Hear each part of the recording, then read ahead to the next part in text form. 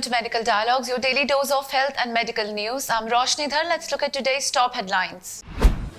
Omicron cases increased by more than 424 hours, 28 states and union territories now affected. The Omicron variant is believed to be leading the surge in COVID-19 infection across the country. Though the infections are believed to be mild, the government has, however, asked people to not let their guards down. With this, the total number of Omicron cases reached 4,461. The Health Ministry data also showed that 28 states and union territories have reported cases of Omicron. Maharashtra continues to lead the infection tally with 1,247 Omicron cases, followed by Rajasthan, Delhi, Karnataka and Kerala at 350 cases. Seizures left inside body during surgery, Consumer Court slaps urologist, Cancer Hospital with Rs 7.5 lakh compensation. The District Consumer Disputes Redressal Commission has recently directed a treating urologist and a Ludhiana-based cancer hospital to pay Rs 7.5 lakh as compensation to the family of a patient who was diagnosed with urinary bladder cancer. Such a direction came from the Consumer Court after it took note of the fact that the treating doctor had allegedly left one seizure of the size of 7 to 10 inches inside the belly of the complainant during operation.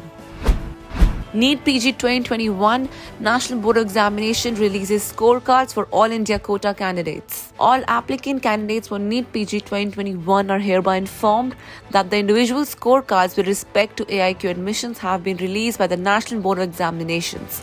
The result scores of NEET PG 2021 has been declared on 28 September 2021. The merit list in respect of admission to all India 50% quota MD, MS, postgraduate diploma courses has now been declared and can be seen at NBA website.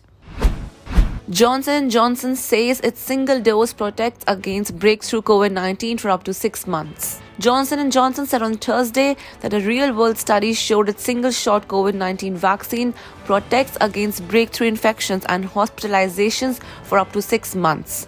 The study, sponsored by the vaccine developer, was conducted between Jan 1st and September 7 last year, before the Omicron variant was discovered. It is also yet to be peer-reviewed. That's all for today. Stay safe.